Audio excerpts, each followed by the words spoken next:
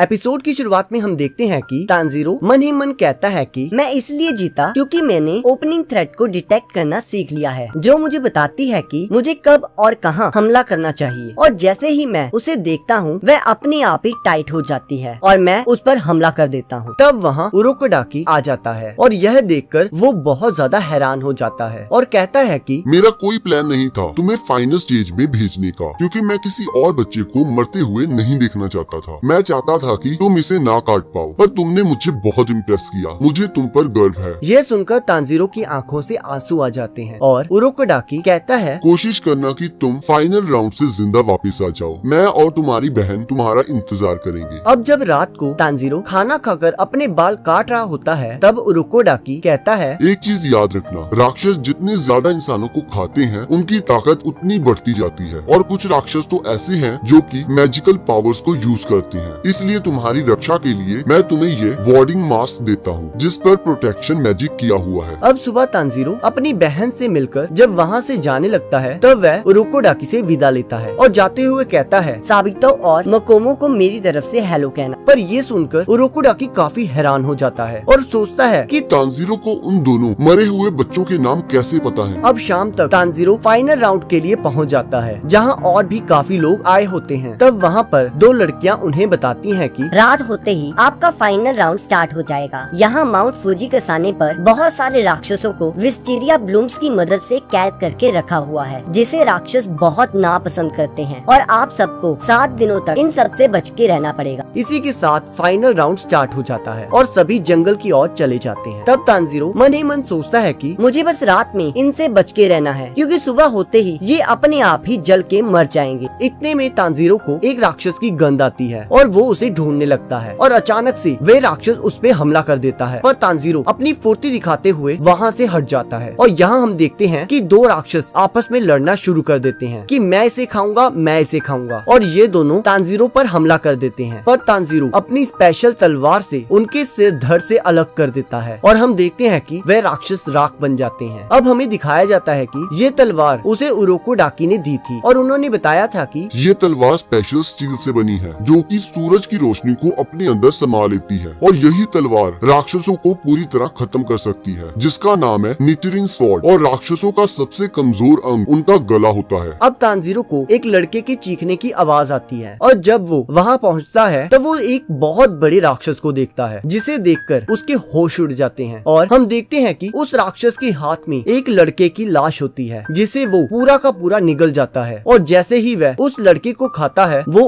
और ज्यादा ताकतवर हो जाता है और ये राक्षस उस लड़के के ऊपर हमला कर देता है। अब तानजीरो उस लड़के को बचाने के लिए उस राक्षस के हाथ काट देता है, पर तब वह राक्षस कहता है कि देखो कौन आया है, एक और जिसके पास फॉक्स मास्क है। ये सुनकर तानजीरो थोड़ा कंफ्यूज हो जाता है। तब वह राक्षस कहता है कि ये कौन सी सदी चल रही है। तब तानजीरो कहता है ताइशो पीरियड। ये सुनकर वह राक्षस बहुत गुस्से में आ जाता है और कहता है मैं इतने समय से यहीं पर कैद हूँ, उरोकोडाकी मैं तुम्हें नहीं छोड़ूंगा। तब तानजीरो कहता है उरोकोडाकी। तो वह राक्षस कहता है हाँ, उसी ने मुझे यहाँ पर कैद किया था, और तब से मैं लोगों को खा रहा हूँ, और अब तक मैं कुल 50 लोगों को खा चुका हूँ। उनमें से 13 उरोकोडाकी के शिष्य थे, अब 14वें तुम होगे। अभी तक उरोकोडाकी के शिष्यों में से केवल 2 ही थे जो मेरा सामना कर पाए। उनमें से एक अजीब से रंग वाले बालों का लड़का था, जो कि उनमें से सबसे ताकतवर था, और दूसरी एक छोटी सी लड़की जिसने फ्लावरी किमोनो पहना था। वो ज्यादा ताकतवर तो नहीं थी, पर काफी तेज थी। ये सुनकर तानजीरो चौंक जाता है और सोचता है कि क्या वे मर चुके हैं? तब वह राक्षस कहता है तुम्हारा ये फॉक्स मास्क बिल्कुल वैसा ही है जैसा उरोकोडाकी के बाकी शिष्यों के पास था। कभी कभी ऐसा लगता है उरोकोडाकी मुझे खुद बताता है कि मुझे किसे खाना है। मुझे आज भी याद है कि जब मैंने उस लड़की को ये सब बताया था तो वो बहुत दुखी हो गई थी, और मैंने उसके शरीर के एक एक अंग को उखाड़ दिया था। ये सुनकर तानजीरो बहुत गुस्से में आ जाता है और वह उस राक्षस पर हमला कर देता है, पर वह राक्षस उसे पंच मारकर दूर फेंक देता है और तानजीरो वहीं बेहोश हो जाता है और उसका मास्क भी टूट जाता है। बेहोशी की हालत में तानजीरो अपने छोटे भाई को देखता है और उसी समय उठ जाता है। राक्षस ये देखकर उस पर हमला कर देता है। तानजीरो अपनी तलवार से उसके हाथों को काटने लगता है, पर उसका कोई भी फायदा नहीं होता, क्योंकि जैसे ही वो उसके हाथों को काटता था वो उसी समय उगाते थे। तब वो राक्षस बताता है कि उस लड़के ने भी मेरे सिर को काटने की कोशिश की थी, पर वह असफल रहा और मैंने उसके सिर को कुचल दिया। अब ये सुनकर तानजीरो